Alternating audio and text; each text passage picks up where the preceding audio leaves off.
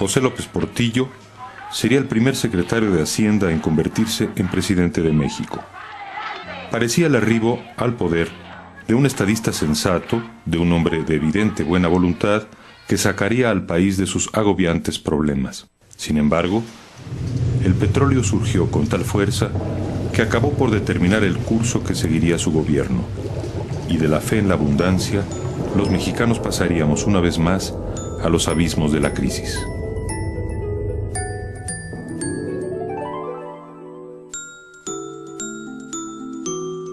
Desde las oficinas de la burocracia federal, López Portillo se lanzó a recorrer el país en busca del voto popular, bajo el lema "La solución somos todos".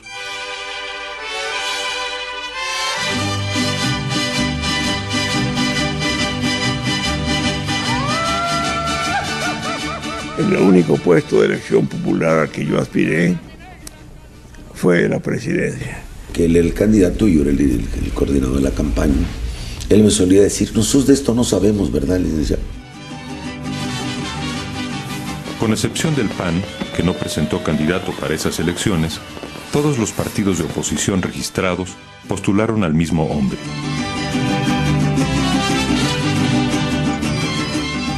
¿Por el hecho de haber votado vive en un país libre? No. Pues no es un país libre. No, señor, democracia y libertad nunca la ha habido, pero mientras exista el sistema de elección que hay en México y el sistema que tiene el Partido Único de México, no puede haber democracia. Valentín Campa, candidato del Partido Comunista Mexicano, obtuvo casi 1 millón de votos, pero como no tenía registro, estos votos no contaron. Y tuve, pues, la satisfacción y desazón al mismo tiempo de ser candidato único, de tal manera que con que hubiera votado mi mamá por su hijito Pepito hubiera yo salido. López Portillo empuñaría el timón del país en momentos sumamente difíciles. Se vivía una atmósfera de desconfianza y descontento generalizados hacia el gobierno. El país enfrentaba un grave déficit fiscal, así como desempleo, inflación y una deuda externa que había pasado de $4,000 millones en 1971 a alrededor de $20,000 millones para final del sexenio. La conducción del país demandaba mesura y disciplina. En su discurso de toma de posesión, el presidente pidió una tregua para superar la crisis y propuso un desarrollo económico en 3 etapas: 2 años de recuperación, 2 de consolidación y 2 de crecimiento acelerado. Fue un discurso excelente, una literatura de primera y un fondo muy importante, y con grandes ideas contrarias a las que ya había puesto en práctica Echeverría.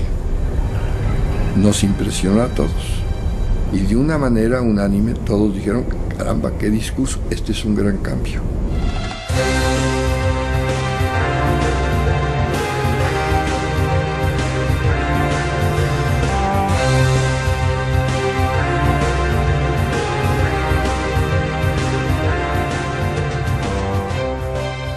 Con sus palabras, López Portillo conquistó del pueblo de México un apoyo mucho más importante que su triunfo en la votación del 6 de julio.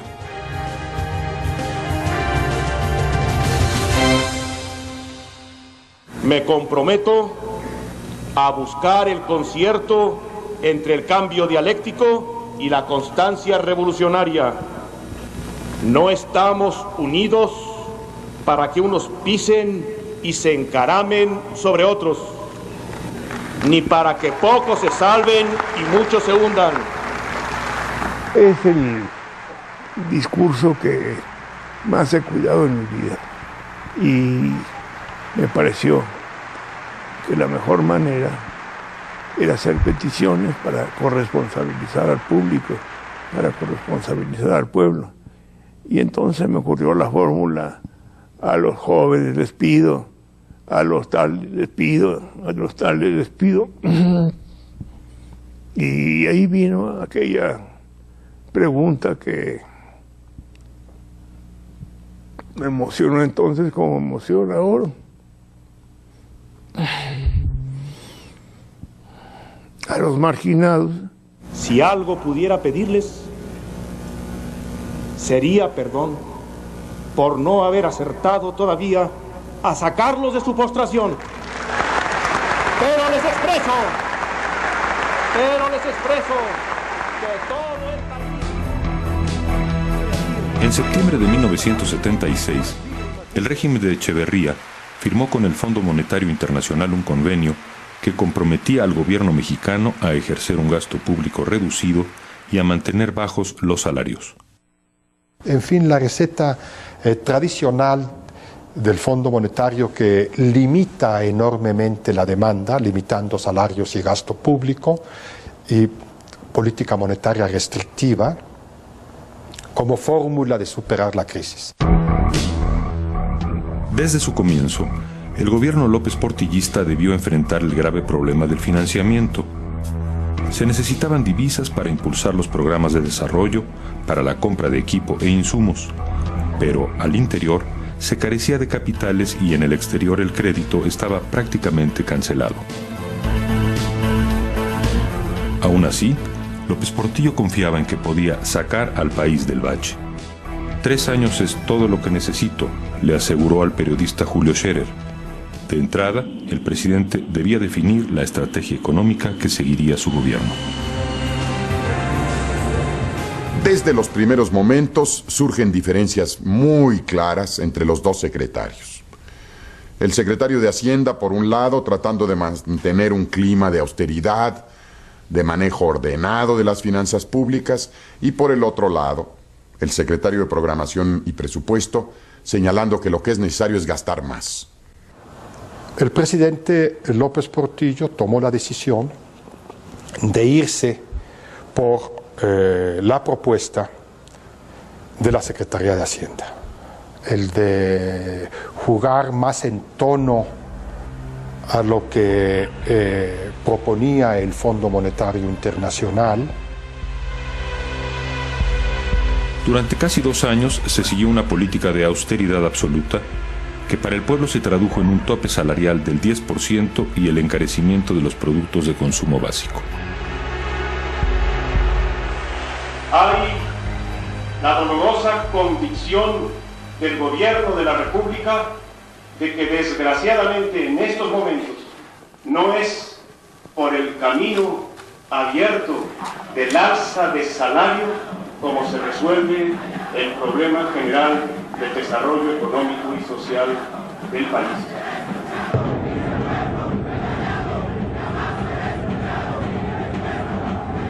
López Portillo comprendió la urgencia de una reforma política que desahogara la enorme presión social agudizada por la crisis. Concentrado en las arduas cuestiones económicas y carente de verdadera experiencia política, tuvo la prudencia de compartir los asuntos del gobierno con el estudioso del liberalismo en México, el sagaz político veracruzano Jesús Reyes Heroles, a quien se conocía como Don Jesús, el del gran poder. Naturalmente que era un político que por su cultura, por otras cosas, pues, se distinguía del grueso de los políticos mexicanos. Entonces, habría una posibilidad para ese diálogo y lo emprendimos con él. Naturalmente que él no dejó de ser siempre la parte oficial, ¿no? Pero sin embargo era un operador político del sistema muy especial. Claro que ojalá hubiera más como este. En abril de 1977, Reyes Heroles emprende lo que sería el máximo logro del régimen López Portillista, la reforma política. Después de numerosos foros de consulta efectuados en todo el país, en los que participaron dirigentes políticos e intelectuales, en diciembre de 1977, el Congreso de la Unión aprobó la Ley de Organizaciones Políticas y Procesos Electorales, la LOPE. Era un paquete de medidas. Un paquete de medidas que implicaban una reforma de Estado. Por eso todavía algunos analistas políticos hablan de esa como la gran reforma, ¿no? Porque de alguna manera fue la primera vez en donde se giró la llave para abrir el Estado. La ley otorgaba registro oficial al Partido Comunista y a otras organizaciones de izquierda. Un año después, López Portillo promulgaría una ley de amnistía que dio libertad a quienes habían militado en grupos guerrilleros. El gobierno brindaba así reconocimiento definitivo a la izquierda como fuerza política. En contraparte, la izquierda debía renunciar a su vía tradicional, la vía violenta. Yo te diría que López Portillo lo que hizo fue acelerar el proceso de rectificación, o sea, no lo originó, pero sus planteamientos, su visión acerca de por qué se había dado la guerrilla y qué salida podía tener, ¿no? Pues fue una bocanada de aire fresco para todos los que en ese momento nos planteábamos de alguna manera regresar a la lucha política, ¿no? Asimismo, la Lope introdujo el principio de representación proporcional, que dio a los partidos pequeños la oportunidad de obtener diputaciones en función de la cantidad total de votos que sumaran. Como resultado de estos cambios, en las elecciones legislativas de 1979 llegaron los primeros diputados comunistas al Congreso. La reforma política quedó a todas luces incompleta. El gobierno y el PRI conservaron el control total sobre los órganos electorales. Aún así, la conducción del país parecía estar en buenas manos. Un presidente sensato al frente de la economía y, junto a él, un sabio letrado a cargo de la política. Después de la guerra del Yom Kippur, en octubre de 1973, se produjo una crisis energética mundial que los países árabes, miembros de la Organización de Países Exportadores de Petróleo, la OPEP, aprovecharon para aumentar los precios del barril de crudo. A cantidades exorbitantes, de $2 el barril, pasa a 10, 12, 14, $16 el barril, se multiplica por muchos enteros el precio del barril de crudo. Durante el sexenio de Echeverría, se habló de que se habían agotado los recursos petroleros y que México tendría que importar crudo. Como presidente electo, José López Portillo había recibido informes de su viejo amigo Jorge Díaz Serrano de que en México existían reservas probadas por 11.200 millones de barriles. Esto era una carta que en cualquier banco me daban un crédito si yo iba. Entonces fui con don José, ya cuando tomó posesión le dije, tenemos que irnos al mar. Mira, aquí tengo esto, aquí sacamos los recursos, vamos a Washington, vamos al Fondo Monetario Internacional, donde tú quieras vamos. Conseguimos dinero, pero te pido que se utilice como punta de lanza en la exploración en el mar.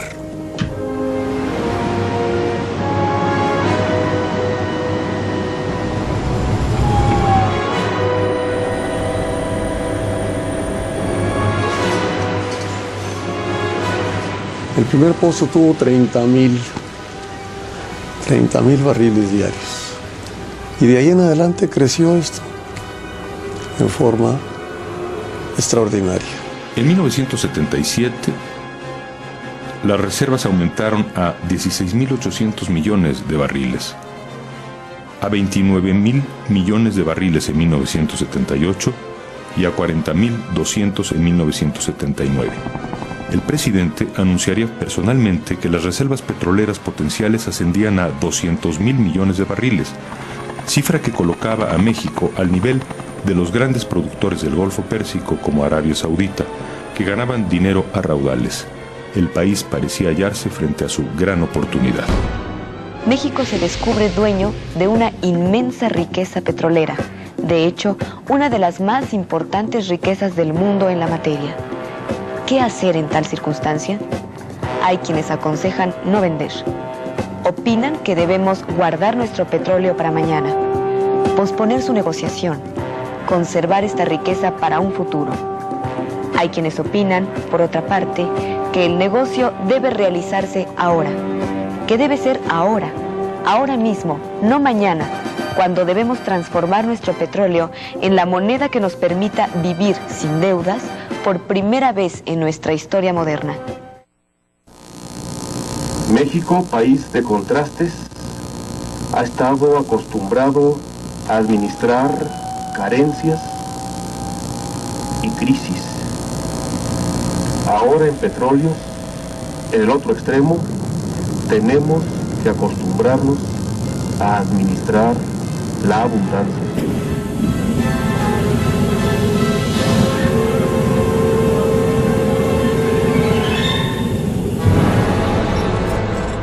López Portillo advirtió que había que hacerlo con responsabilidad.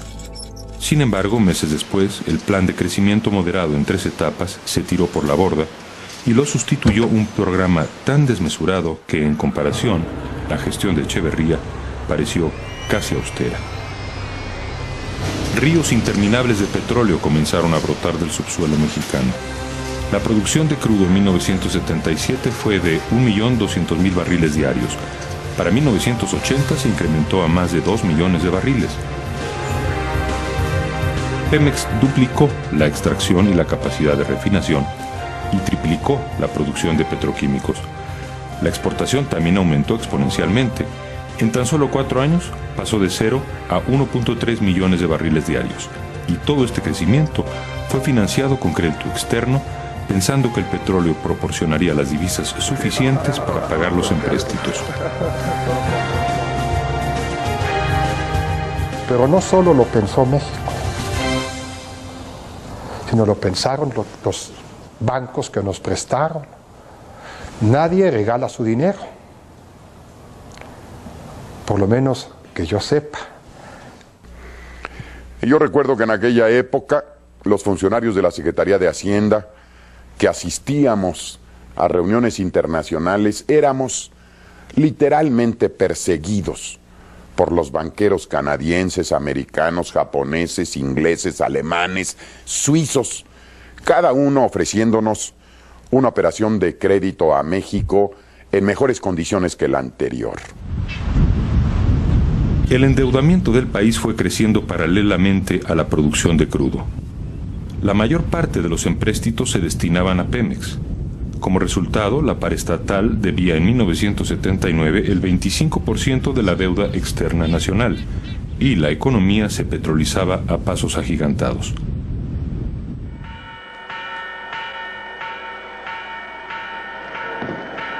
Soy la última oportunidad de la revolución, llegó a decir José López Portillo con respecto a su gobierno.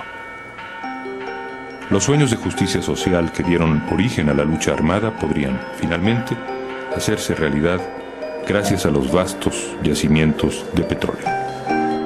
En la época actual, los países pueden dividirse entre los que tienen y no tienen petróleo.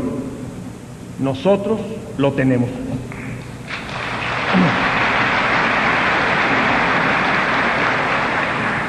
Pensemos en grande para ser grandes. Seremos grandes.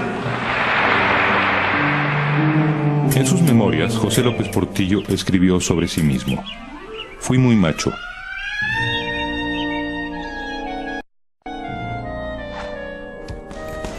Acepté el prestigio del machismo y lo viví intensamente, respondiendo a todos los retos y con la terquedad del niño, la arrogancia del joven y la necedad del viejo.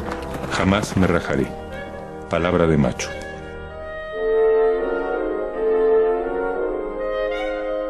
Por otra parte, José López Portillo sentía por su madre una adoración que lo llevó, sin empachos, a pasar por alto los preceptos constitucionales que marcaban la separación entre la Iglesia y el Estado.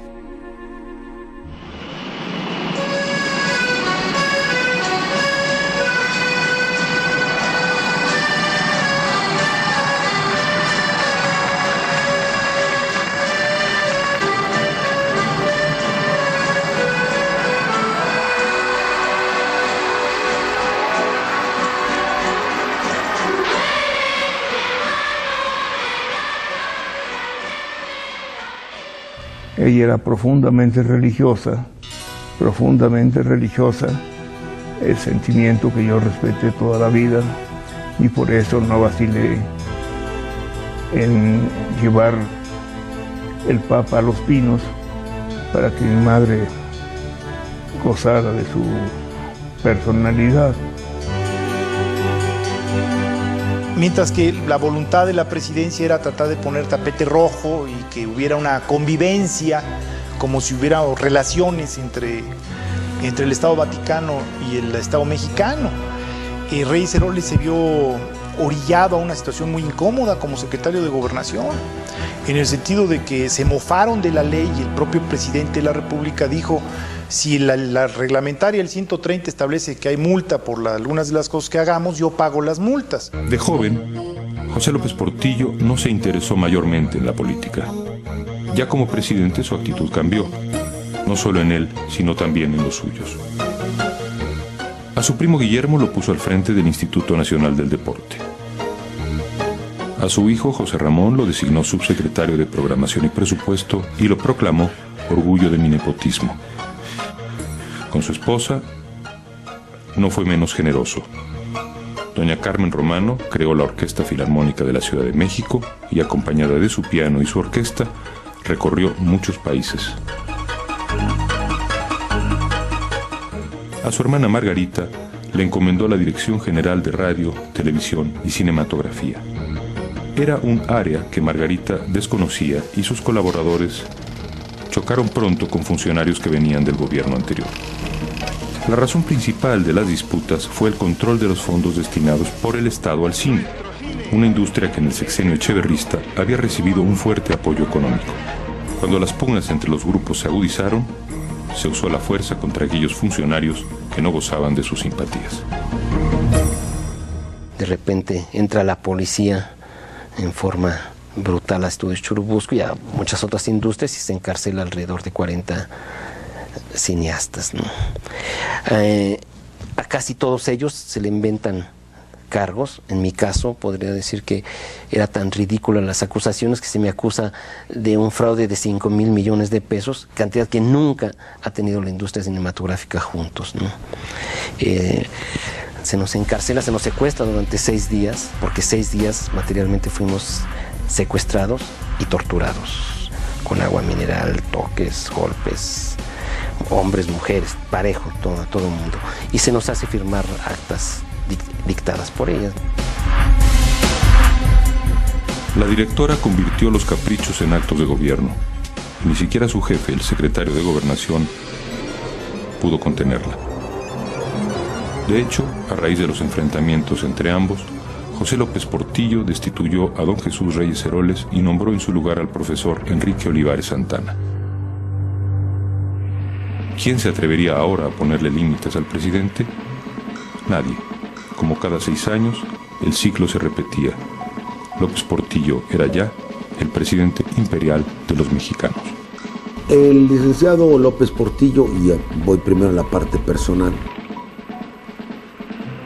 fue cada vez más cayendo en un círculo palaciejo, donde los astrólogos, los agoreros, ¿sí?, las cortesanas suplantan a los procesos políticos. El amiguismo, el influyentismo fueron también prácticas comunes en el régimen de López Portillo. A Arturo Durazo Moreno, su amigo de la infancia, el presidente lo hizo general y lo nombró director de la Policía del Distrito Federal. Sé que tendrás que llorar.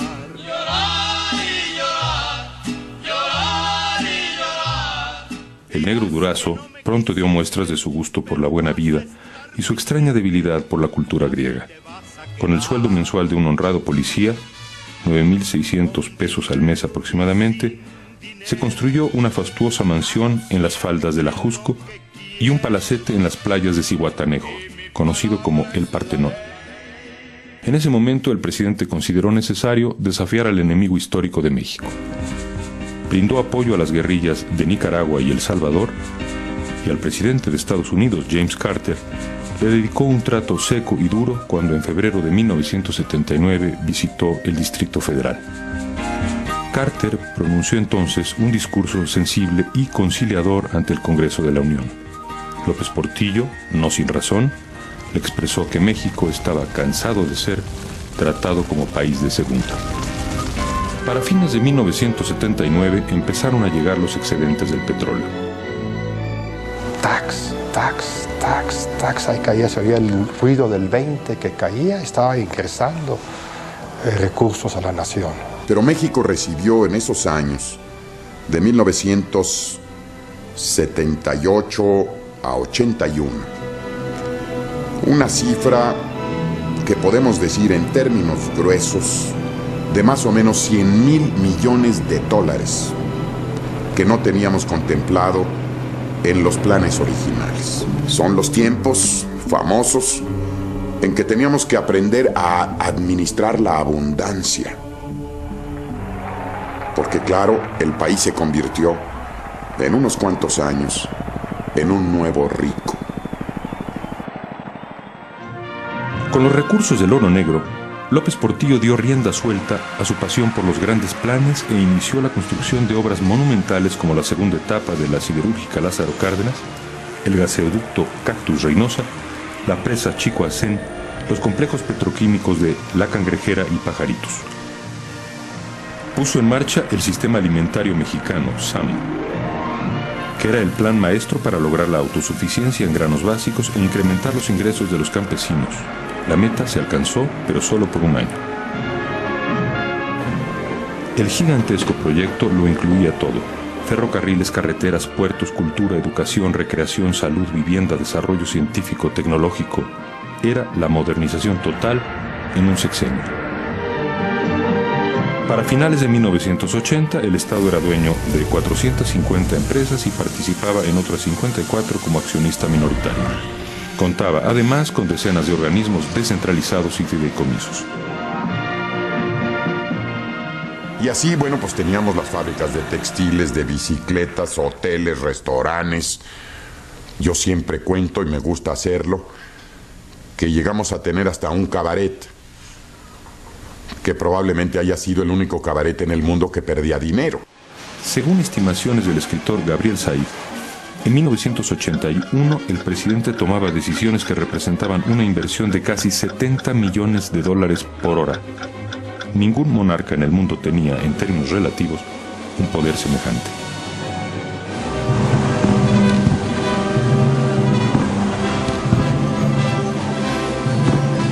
Una suerte de faraonismo petrolero cundió también en el sector privado. En Monterrey, el poderoso Grupo Alfa empezó a comprar empresas al por mayor, pagando generosamente por ellas. Lo mismo adquiría fábricas de cuchillos o plásticos que empacadoras. Fue tal la capacidad de convocatoria de López Portillo que indujo a las empresas a lanzarse a proyectos incluso mayores que los que hubiera aconsejado la sensatez en la conducción empresarial. El gran crecimiento de las empresas mexicanas en esa época se dio en buena parte con financiamientos en dólares. Como en el caso del sector público, el dinero provenía de bancos extranjeros. En conjunto, los sectores público y aconsejado la sensatez en la conducción empresarial. El gran crecimiento de las empresas mexicanas en esa época se dio en buena parte con financiamientos en dólares. Como en el caso del sector público, el dinero provenía de bancos extranjeros. En conjunto, los sectores público y privado contrataron deuda externa por un total de 51.788.5 millones de dólares entre 1977 y 1982.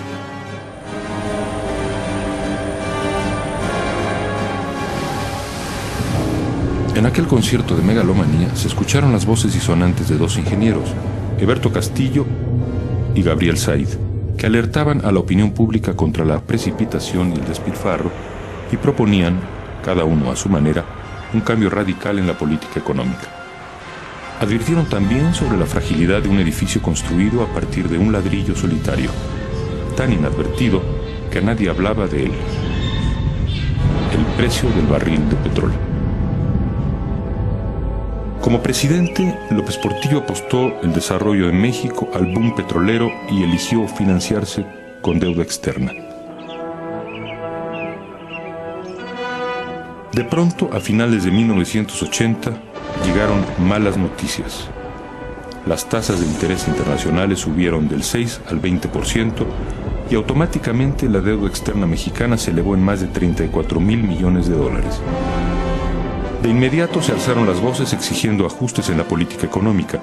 El presidente se negó terminantemente, creyéndose aún cobijado por el petróleo. Pero la cuenta regresiva para López Portillo había comenzado en todos los frentes. En el año de 1981 el mercado petrolero mundial sufre un cambio de fondo. Empieza la oferta. Los grandes países consumidores, Estados Unidos, Japón, Europa Occidental, adoptan una serie de medidas para ahorrar energía. Entonces, por un lado tenemos una oferta creciendo y una demanda que va bajando. Eso conduce a que el mes de junio de 1981 se inicia el descenso en el precio internacional del petróleo. Un movimiento brusco, violento de los árabes. Estábamos nosotros vendiendo promedio de $36 por barril y ofrecieron un descuento de $4 el barril. Era un poco más del 10%. Bueno, era el primer indicio de que ya no era un mercado de vendedores, que ya estaba transformándose en un mercado de compradores. Había que reconocerlo. Cuando el 1 de junio, Díaz Serrano anunció su decisión de bajar $4 por barril los crudos mexicanos, López Portillo decidió enviarlo como embajador a la Unión Soviética y nombró a Rodolfo Moctezuma nuevo director de Pemex. Enseguida, ordenó subir $2 el precio del barril y, encolerizado, les advirtió a los clientes que si no compraban ahora su petróleo, en el futuro México no les vendería. Por supuesto, los clientes no hicieron caso de las amenazas. No lo aceptaron. Se fueron y dejamos de recibir $16,000 millones al año. Y ahí cometimos, yo creo que uno de los errores de interpretación económica más graves de la historia de México. Las autoridades mexicanas consideran que este descenso en el precio del petróleo es temporal, es transitorio y no hacemos nada.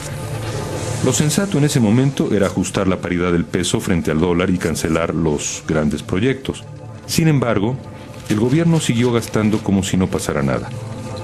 López Portillo, como apuntaría en un ensayo meses después Gabriel Said, seguiría apostando, esta vez a favor de su peso, aunque para ello tuviera que empeñar al país entero.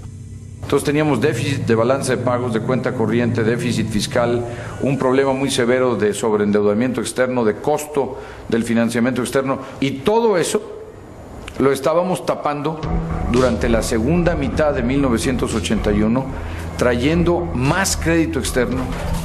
Ya para entonces la desconfianza en la economía mexicana había cundido y dio inicio una masiva fuga de capitales. Estábamos pagando deudas, lo cual implica salidas, pero también estábamos viendo que los inversionistas mexicanos y extranjeros estaban tomando sus pesos, cambiándolos por dólares y llevándoselos para afuera, precisamente por las condiciones de incertidumbre y de inestabilidad, y porque no veían que el gobierno estuviera tomando medidas de fondo.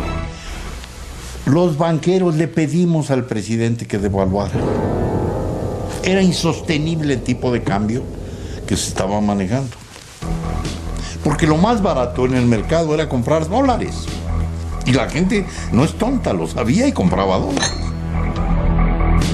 López Portillo vinculaba explícitamente la devaluación del peso con su propia devaluación como presidente y aún como persona. Presidente que devalúa, se devalúa, declaró. Defendamos nuestro peso. Afirmemos y reafirmemos el derecho a tomar nuestras decisiones en materia monetaria, con los aranceles, con las licencias y con los estímulos y fomento a la exportación. Esa es la estructura que conviene al país. Esa es la estructura a la que me he comprometido a defender como perro. La frase no hizo más que alimentar la desconfianza de los llamados sacadólares, que no hicieron caso de la prédica del presidente y siguieron comprando divisas. Y en esos meses sufrimos una salida de capitales enorme. No recuerdo muy bien las cifras, pero si digo más de 20,000 millones de dólares, creo que no estoy exagerando demasiado. Nos costaba una enorme cantidad de recursos y en muchas ocasiones nos acabamos todas las reservas con tal de estar sosteniendo el tipo de cambio de manera artificial. En febrero de 1982, López Portillo perdió la apuesta finalmente y tuvo que devaluar. El peso cayó de 28.50 a 46 por dólar y comenzó un derrumbe que llevó a la moneda a valer menos de 100 pesos por cada dólar. El desplome solo se detuvo cuando, en una medida desesperada, el gobierno cerró el mercado cambiario y fijó la paridad en 70 pesos por cada billete verde. En medio de la tormenta, López Portillo comenzó a reflexionar sobre la sucesión presidencial. En septiembre de 1981 escribió que si los problemas del país eran políticos, el dedo se inclinaría por Javier García Paniagua, el secretario de la Reforma Agraria. Pero si los problemas eran económico-financieros, el elegido sería el secretario de Programación y Presupuesto, Miguel de la Madrid.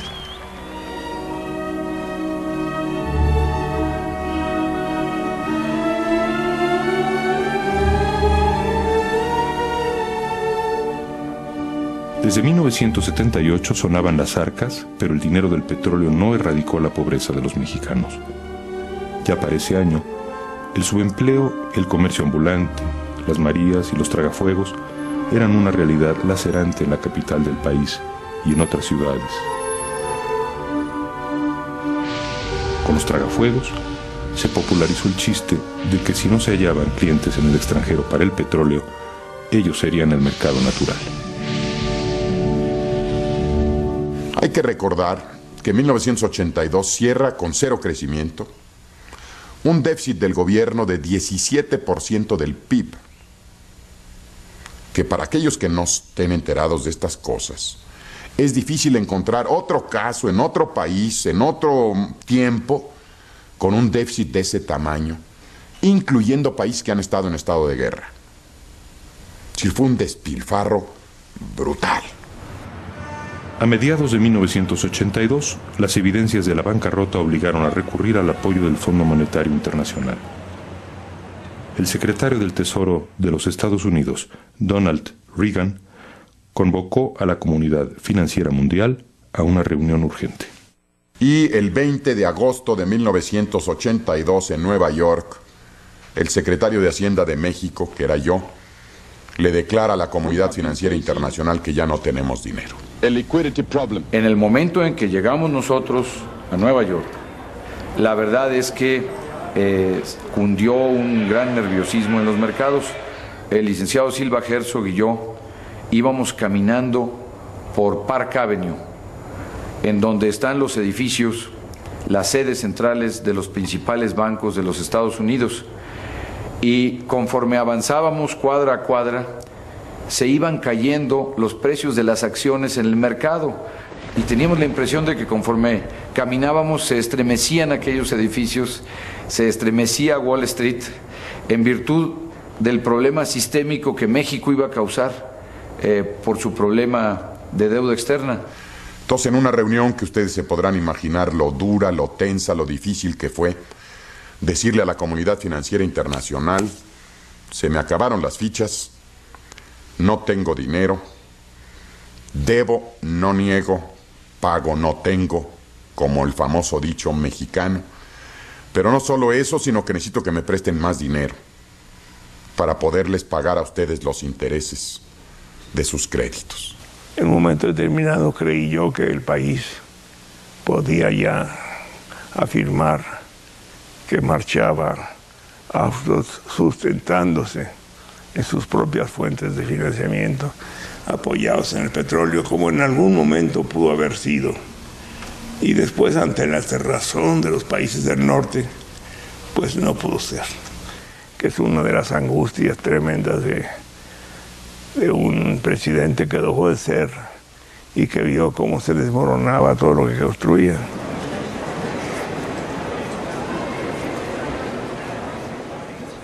En su último informe de gobierno, José López Portillo habría de encarar a la nación. No vengo aquí a vender paraísos perdidos, ni a buscar indulgencias históricas. Decir la verdad, la mía, es mi obligación, pero también mi derecho. Su informe fue la bitácora de un timonel que no admite su parte en el naufragio.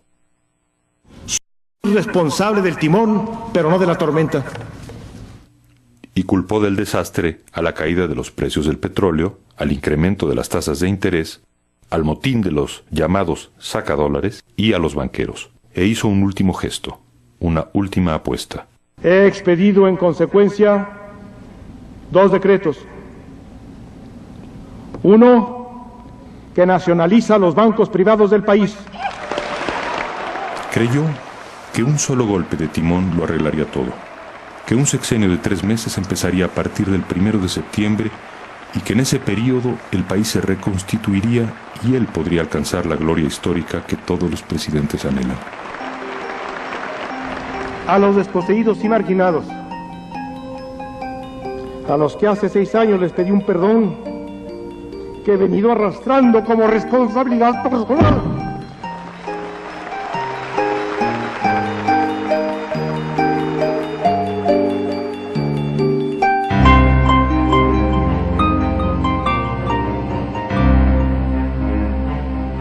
Pero la comedia había terminado y casi al unísono la sociedad alzó la voz para reprocharle el despilfarro, la frivolidad y la irresponsabilidad, para cobrarse con burlas e insultos, a veces excesivos, la dolorosa quiebra del país.